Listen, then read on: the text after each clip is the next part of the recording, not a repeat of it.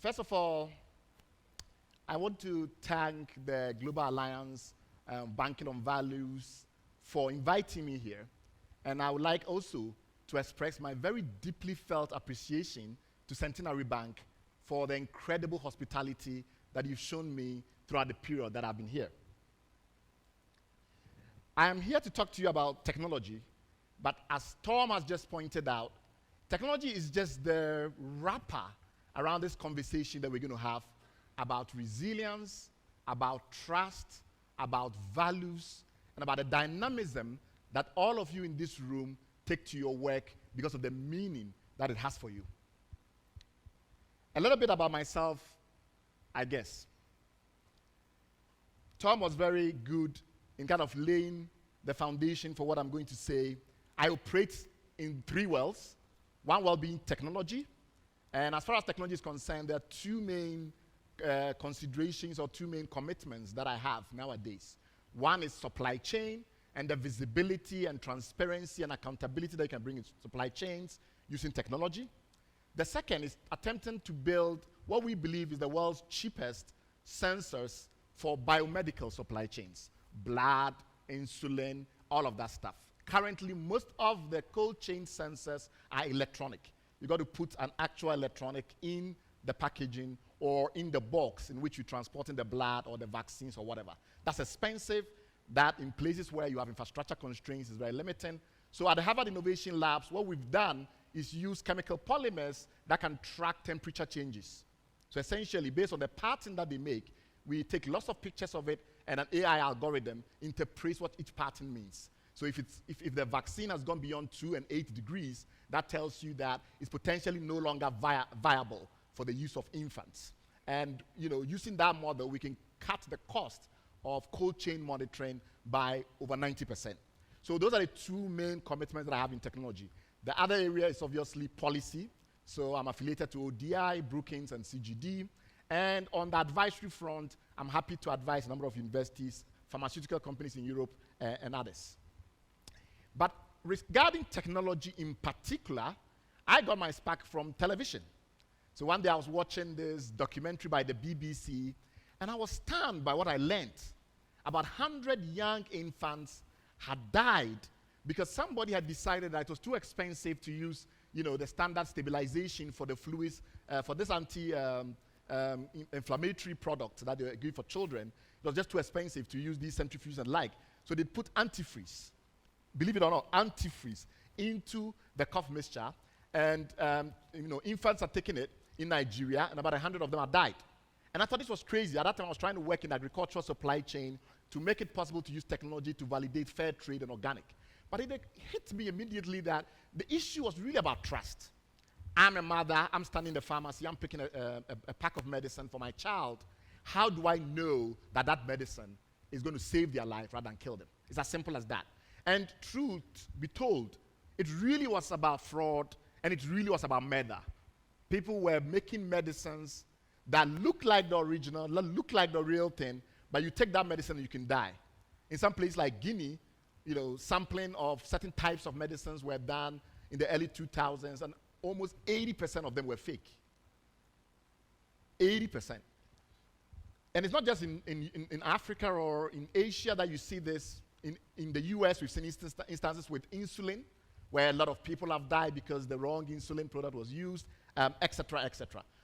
Nigeria, because of the work that we started in 2010, became the first country in the world, working with a lady called Dora Akunyili, an amazing woman, who decided to take on the cabals and the organized crime cartels and deploy this technology that for the first time in the world enabled us to track a product from the factory of manufacture all the way into the hand of a patient standing in the pharmacy or a mother standing in the pharmacy, pick it up, use a phone, and verify that this came from the right source.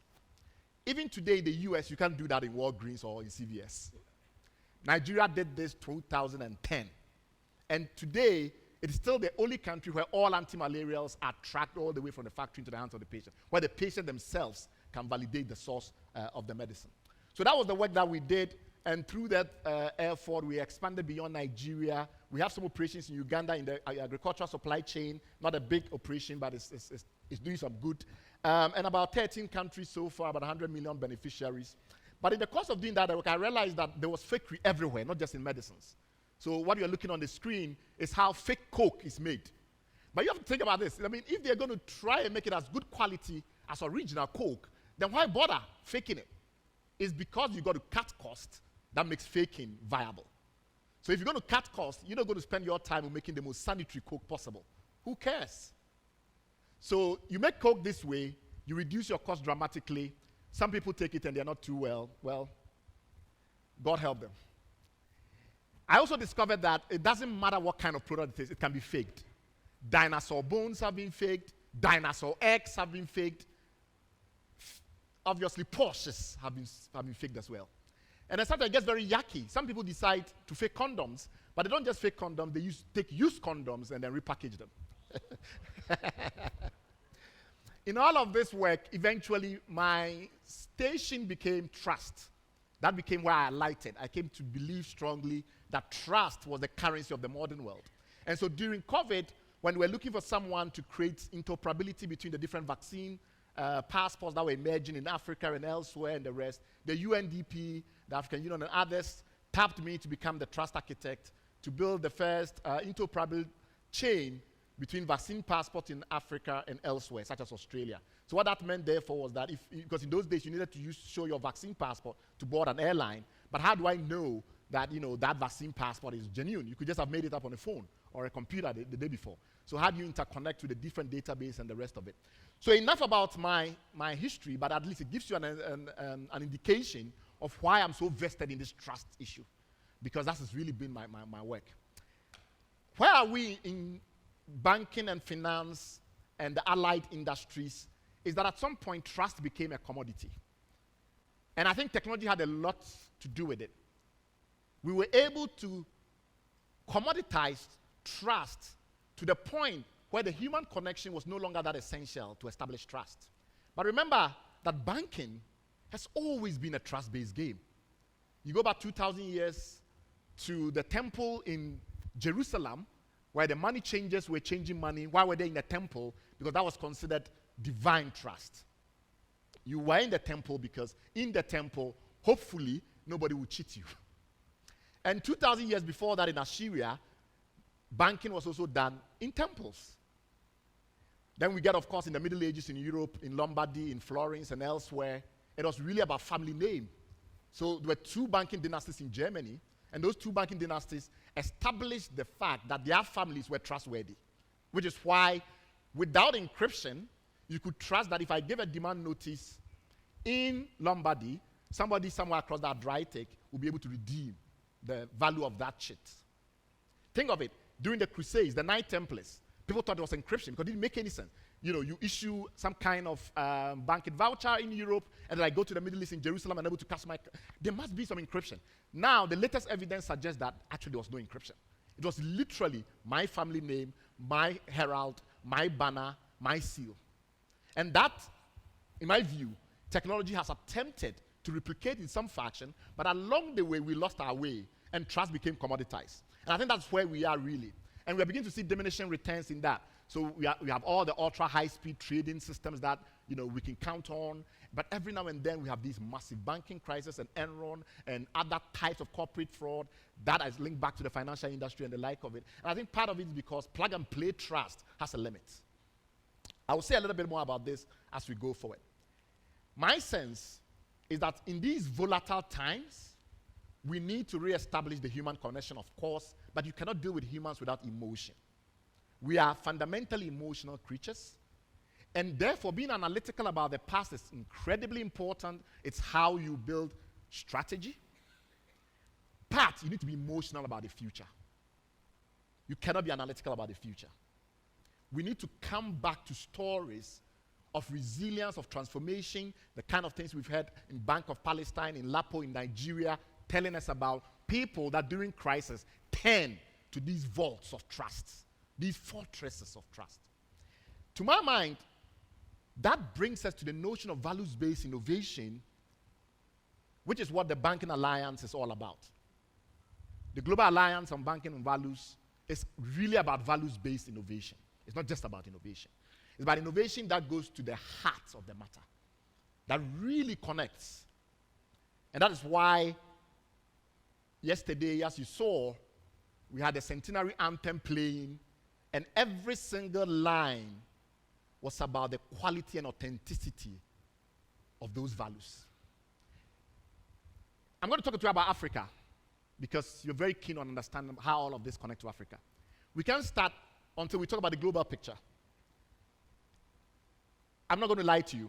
To be entirely honest with you, from 1970 to 2020, for the 50 years in between, not much has happened in global banking as far as scale is concerned.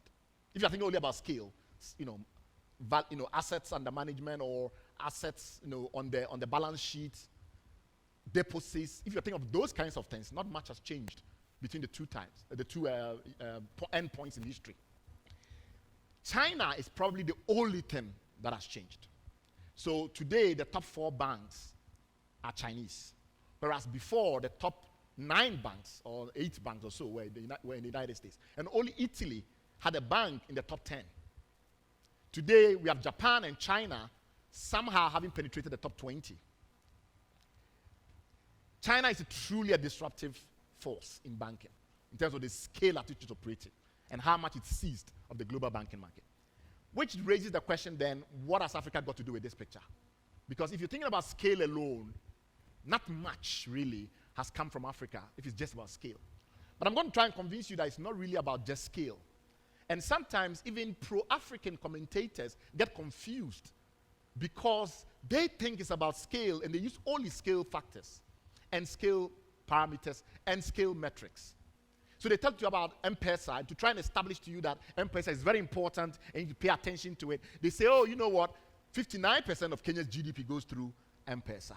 That was Meg Whetman, by the way, the US ambassador to Kenya until very recently.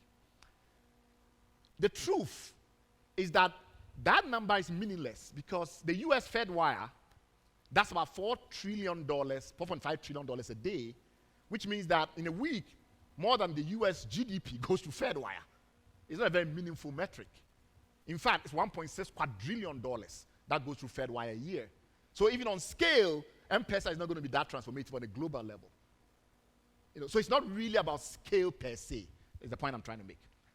And when you use scale alone, some of the things that are actually quite exciting in Africa don't actually come across as that exciting.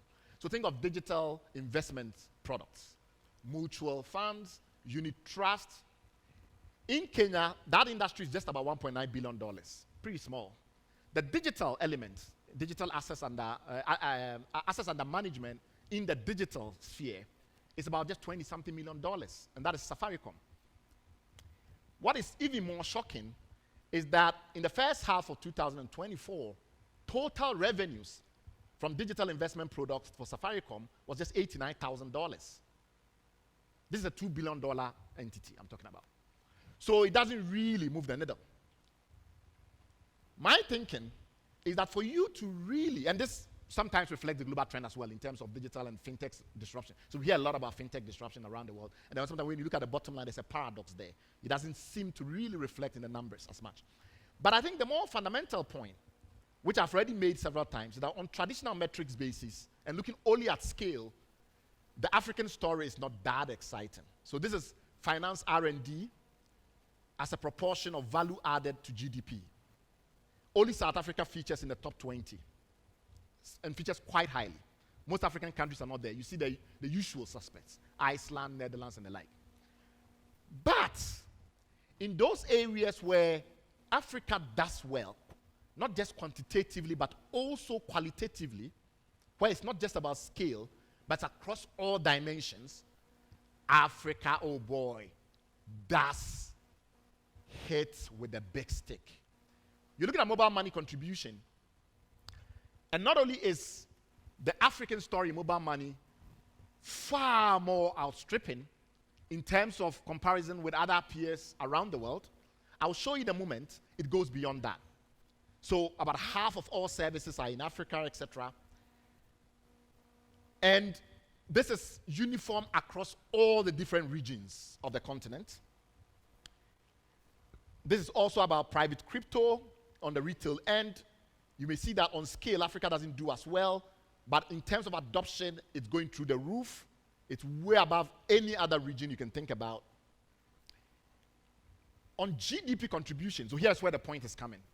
Because I'm looking at not just quantitative, but also the qualitative dynamics. What does mobile money change for the African? The farmer that previously could not do forward transactions because the communications didn't exist for them to do forward transactions. Nobody can call you a week before and try and do a deal. The fact that that farmer can do that, it's not about how many dollars of sales of tangerines that they're selling. It's about that qualitative shift in the nature of the market. That means, therefore, that mobile money contribution to GDP across the board is about 1.5%. But look at something. In Africa, in East Africa, it's about 5.9% contribution to GDP. In West Africa, where I come from, it's 4.1%. But here is what makes it more exciting. If you compare that to other important investment and financial transformation theses in the West, AI, flying cars, think of all of these kind of stuff. Of those that have already materialized, and you look at the projections in terms of contribution to GDP, what mobile money has already done in Africa in terms of contribution to GDP outstrips all those theses. So in the US, from baseline to the contribution is about 2%. We are talking about 5.9% in Eastern Africa, GDP contribution due to digital financial services. So the qualitative dynamic is so important that if you miss it and you get hung up on the quantitative, you're losing the true insight of what is happening in Africa. And that qualitative dimension shows up in what I call fermentation. The sheer amount of services that the likes of Safaricom, for instance, can generate. From services in the agricultural value chain, all through credit, as I've already mentioned, and insurance and other dynamics. This is a telecom company. But the speed with which it's broadening its branches all across the different intersections of innovation, to me, is the clearest example of this fermentation point that I make. And that is what creates the qualitative difference that I just showed you. It's touching so many parts of the economy and so many different facets of people's lives that that transformation is as deep as it is broad. On the global level, that's pivoting a little bit. Banking as a service, we move from banking as a product to banking as a service, and we're trying to move into banking as a lifestyle. My view is that the pure transactional scale-focused model alone will not take us there. It will not take us there because when we dig deeply, yes, almost every bank now, 2/3 or more, are moving into banking as a service. They have a BAS platform that's quite of significance, and it's absolutely important. The dominant design is global, and how all that is going is making it possible for you to unbundle your services, reconnect, tap into the capabilities that your partners have. All that is great. But I think that we've been so focused on the transactional elements of it that we've not paid attention to how the experience is transformed for the customer.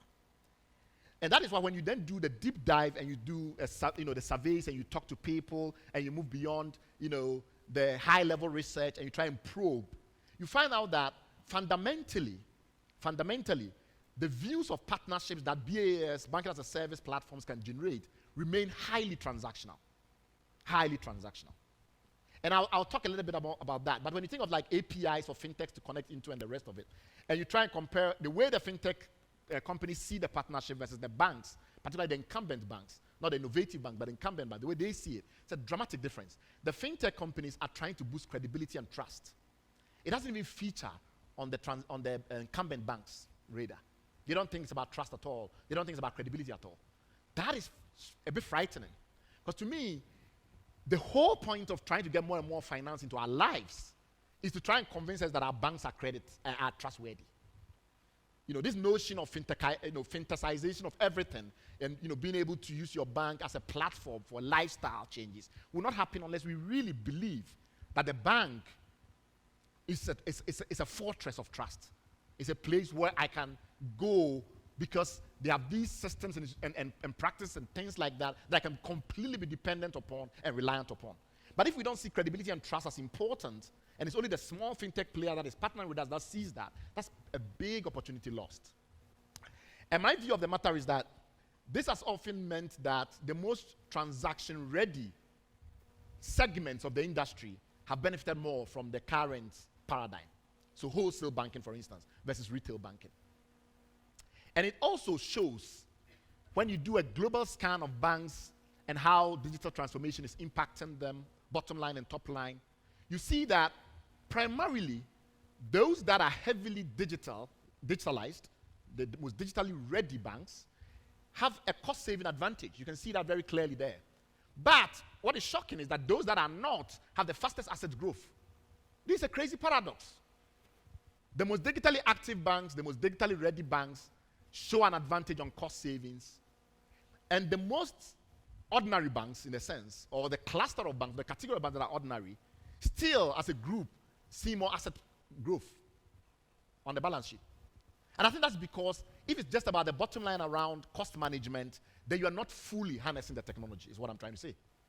You're not fully harnessing the technology if all you are doing is cutting costs and improving transactional processes. And you see that even in South Africa, which is probably the most advanced banking markets in Africa, where, if you bank in South Africa, you've done, corporate banking before, and you have a fintech product and you have a mainstream bank product, the gap is unbelievably wide. Because for the most part, transforming the experience for you, getting you to trust the bank more, getting you to be much more comfortable with the new lines of service and the rest of it, is not central. That is a challenge. It's a big challenge. And then sometimes, in a bit to outdo ourselves, we do things like interactive ATMs, which a net bank did, where you go to the ATM, you do an authentication through biometric, maybe iris scan or fingerprint, and then you see a teller, and then the teller is supposed to help you go through some transactions and the like of it. Yeah, doesn't really make much of a difference. And that is why after NetBank put in the money and got this one set up in 2016, there hasn't been much of an uptake. It doesn't go to the heart of the issue. It's innovation for innovation's sake. So my argument is that the real opportunity here is the interplay with the rest of the ecosystem, with the rest of the economy. It's the heterogeneity of the interactions between the banking system as a distinct segment of the economy and everything else. And how you use technology to enhance that connectivity across every layer of the economy. That really is where the opportunity is. And we begin to see that in Africa. In education, we now have companies like Prodigy Finance coming in and others that have already grown from the soil in Africa, thinking hard about how do we use finance to transform education. Like somebody asked my colleague Joseph Nana yesterday, how does this transform education? What can we as banks do? There are a number of different things you can do. This is Decagon in Nigeria, partnering with Sterling Bank in Nigeria. And the argument here is that some people cannot afford top-notch training in digital, but they are smart. Okay, give them the education for free for now, but link that to their future earnings. And banks are good at structuring, banks are good at risk management, credit profiling, and all of this stuff. You are the right partners for education institutions like Decagon to make it possible for people that cannot afford top-notch training to get into training. It's a no-brainer. But that raises profound questions about the mainstream infrastructure we have, which is also based on these transactional notions that I've been discussing and disparaging all along. Credit scoring. We can't use Western-style infrastructure-heavy credit scoring in Africa. And I think even in the West, over time, they're going to have to move away from it. As at last check, only 11% of Africans had a credit score versus 100% of Americans. You can't use a Western-based paradigm around credit scoring in the way that is currently managed by credit reference bureaus and other agencies to build an inclusive financial ecosystem in Africa. It's not going to work. Look at the disparity. So what you're seeing are these companies like Move, Kobo, Intelligra beginning to use alternative paradigms, alternative systems for credit scoring. Find out different ways in which, if I know the way you shop, I probably understand you a little bit more. If I know the way you party, I probably understand you a little bit more, etc., etc. And how do you do that in a privacy-centric model? How do you do that in a way that is not exploitative and extractive? How do you do that in a way that is much more humanistic than in the past we were given to thinking? And there are good examples in Africa. This is Move. Move is a company that allows you, as a ride-sharing driver, you work for Uber, you work for Bolt, or one of these ones. It allows you to use your history as a driver to enhance your credit profile to get a car that you pay from your wages. So in essence, I don't have to go to a traditional bank and try and get a car loan and then use that for Uber.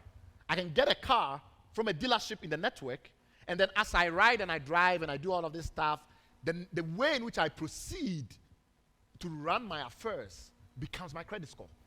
And of course, it's remote controlled, and so the vehicle can be deactivated remote and all of those kind of things. So there's still some degree of principal agent management going on.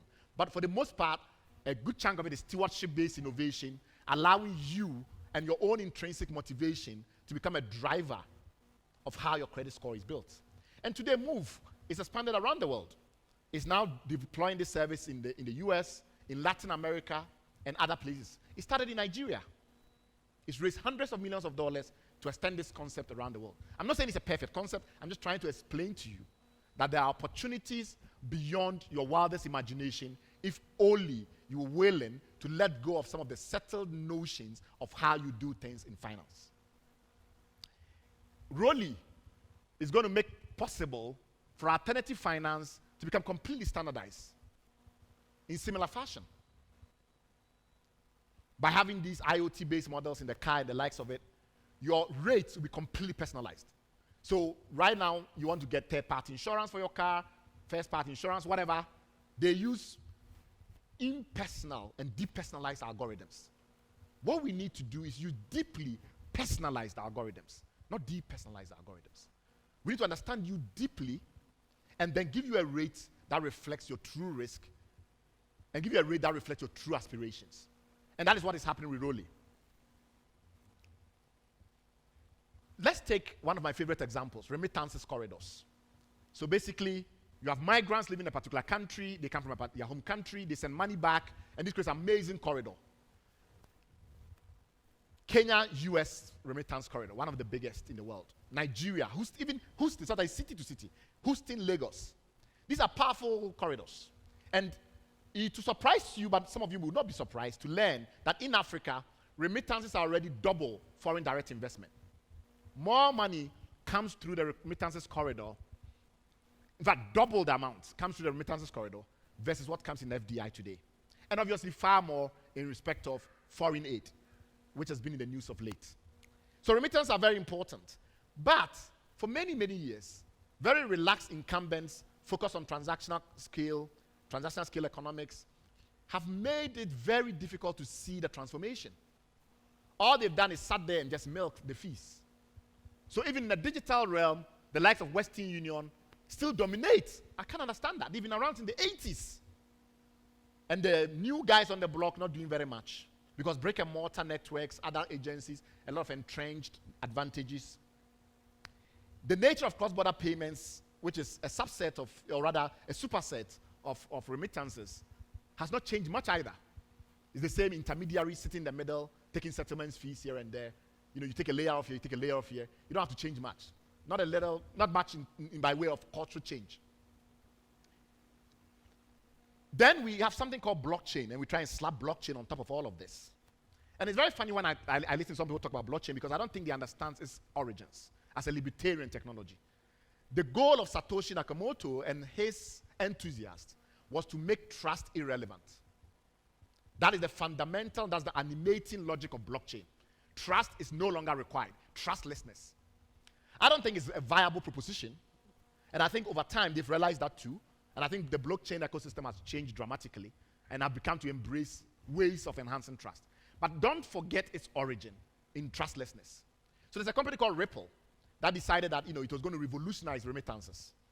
And with this background around focus on transactional skill dynamics, focus on automation and things like that, they partnered with MoneyGram.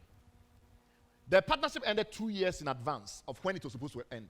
And a lot of people in the popular press blamed regulatory over interference or regulatory creep. So SEC, blame the SEC. When you actually do a deep dive into the MoneyGram Ripple relationship and you look at the numbers involved, actually it was not a viable proposition.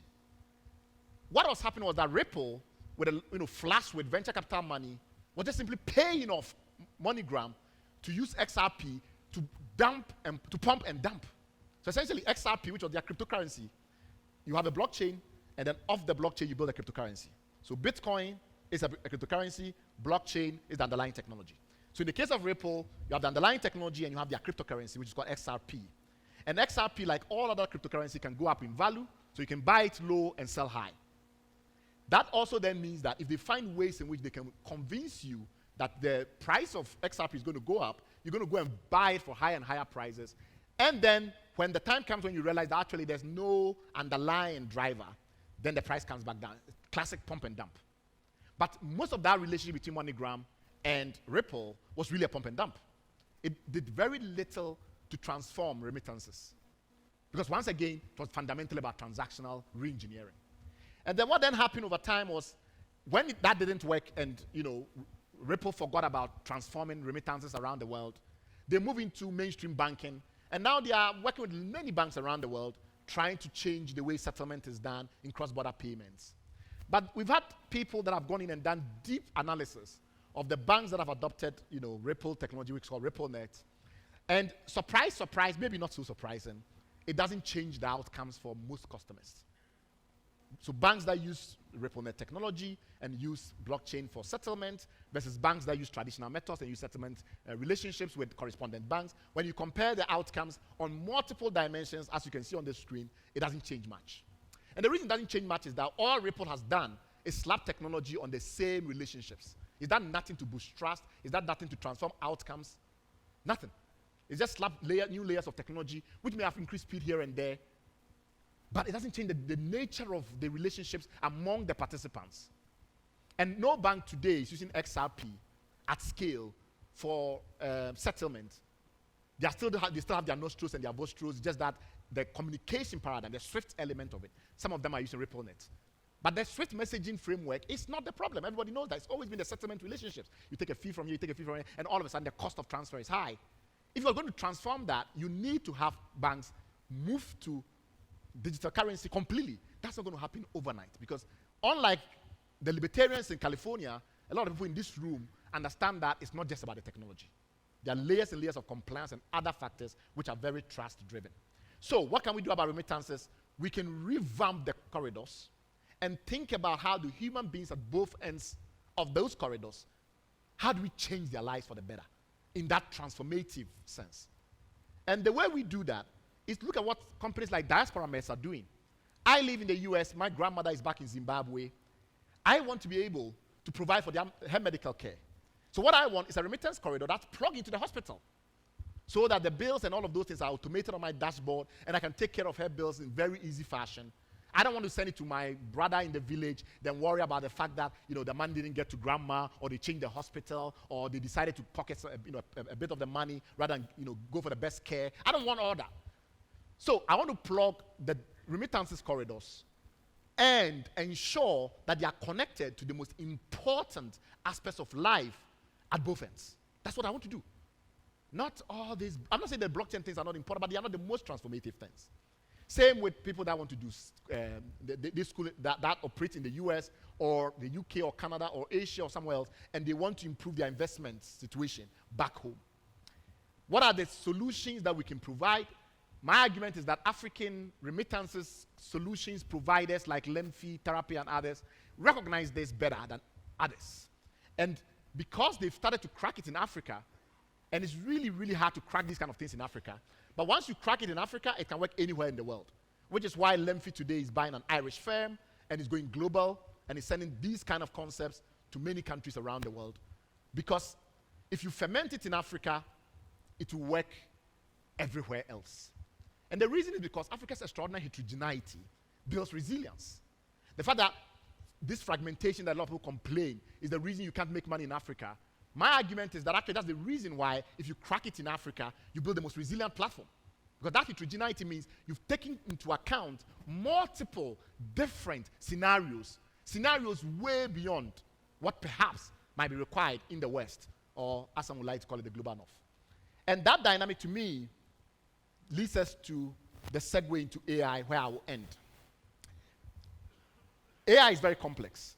For a lot of people that are using ChatGPT more recently and the likes of it, you might be mistaken into thinking that AI is about large language models, which is the kind of technology that powers your ChatGPT or your chatbots and things like that. That's a very small segment of artificial intelligence as a whole. Symbolic AI alone has a much more deeper history, it's longer, robotics and some of the elements in robotics. So large language models is not AI. The most simplest way I can get you to start to get a handle on AI is not really about AI itself, but how you organize your thinking around technology. And I have a simple tri-element paradigm that will serve you very well. Data, algorithms, integrations, DAI. The data, we all understand, is self-explanatory. Algorithms, think of that as the software, the thinking part of the system. And then the integrations is what connects the data to the algorithm, and sometimes connect data to another data source, and other algorithms to other algorithms. If you think of it this way, what I'm going to say to you that should stick with you, if nothing else sticks with you, is that integrations are the most important, the connections.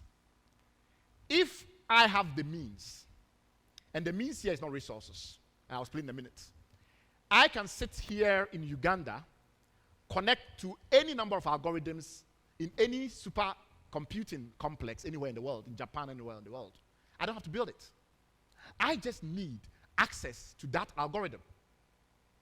And then when it comes to the data, I can rent the data, I can subscribe to a data source. The difference here is the connection between that data and the algorithm. Whatever my platform is here, how do I establish a connection to that supercomputing cluster or to that data source? And it's part legal, it's part knowledge, it's part trust. Somehow, you need to introduce a mechanism that allows you to be allowed to connect that data to the algorithm. It's a fundamentally trust-based logic. If you think of all technology as that, but particularly AI as that, some of the first points you're going to be able to make is that a lot of the thinking is around the algorithmization of everything. There's enough wars that have been fought in the recent past about data and access to data, but very little thinking has gone into integrations. So everybody wants to hoard the data. Everybody wants to build the most powerful algorithm possible, the most powerful software possible.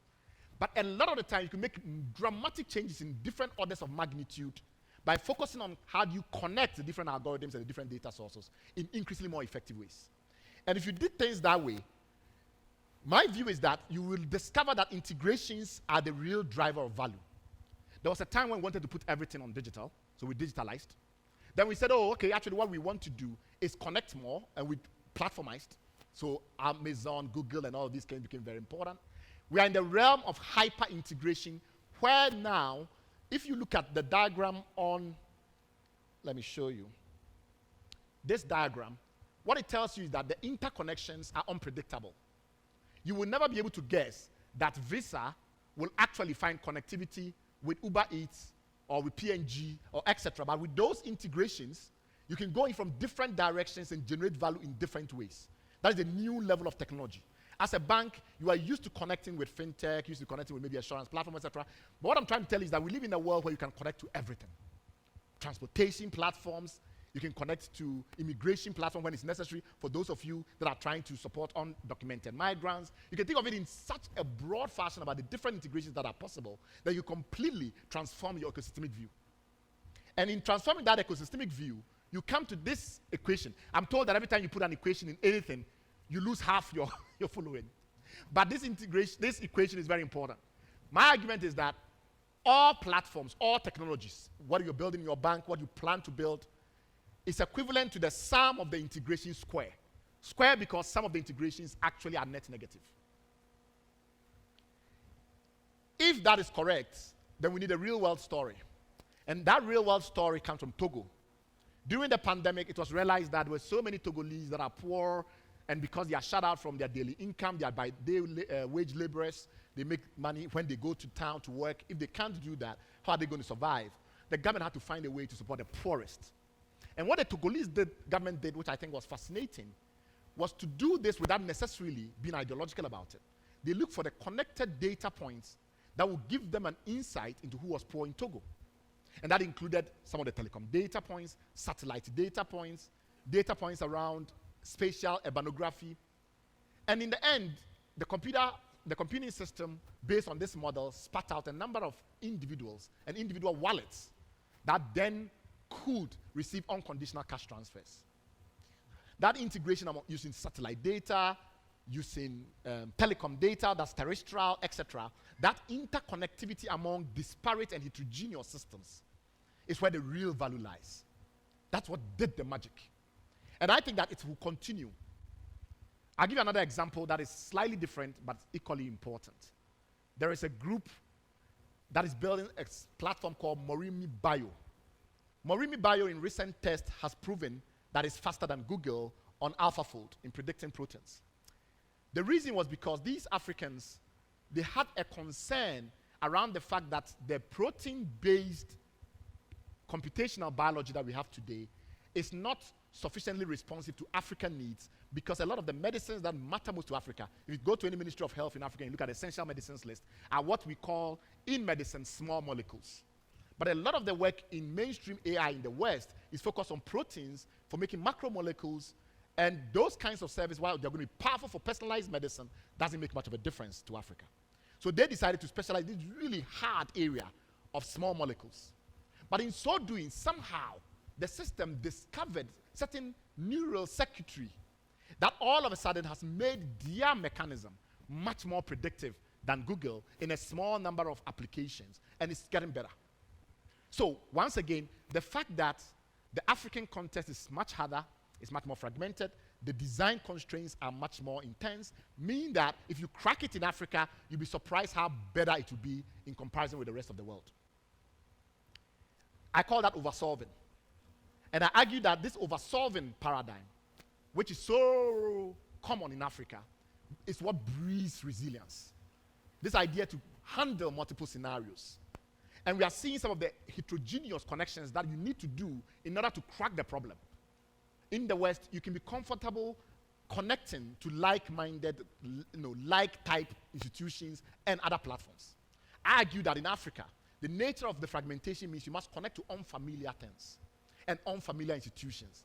Your industry and some industry that you typically would never interface with must interface. And we are seeing that with some of the partnership between OpenAI, Meta, Orange in Africa, etc., that this dynamic creates a really powerful opportunity to build innovation that fosters resilience, that is driven by trust, and that's completely transformational.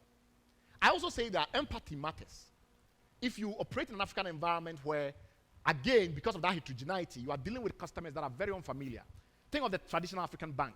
You have customers from from people that have never been to school, all the way to PhDs and everything in between. Usually in the West, you do have that variation, but at the very least, they speak the language. Often it's the same language. It's French or English or Italian, and even uneducated Italians speak some Italian, good Italian, reasonably. But you are living in a place like Africa where sometimes you have 70 languages, and many people don't speak the main so-called official language at all. Now, when you design for such an environment, my argument is that you're building for resilience necessarily.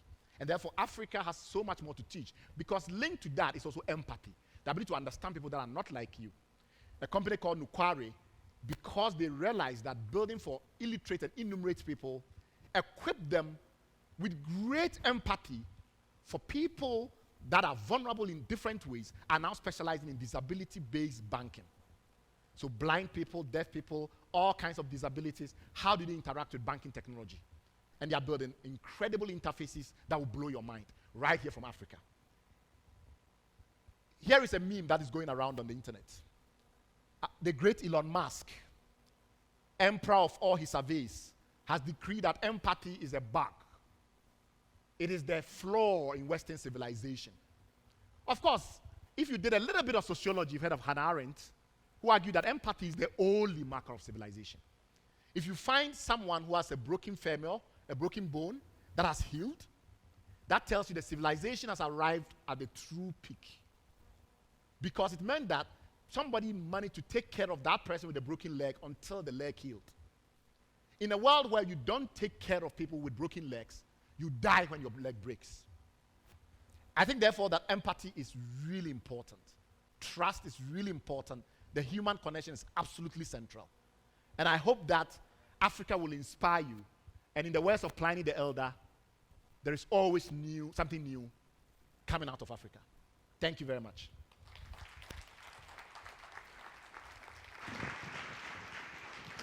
Thank you very much, Bright.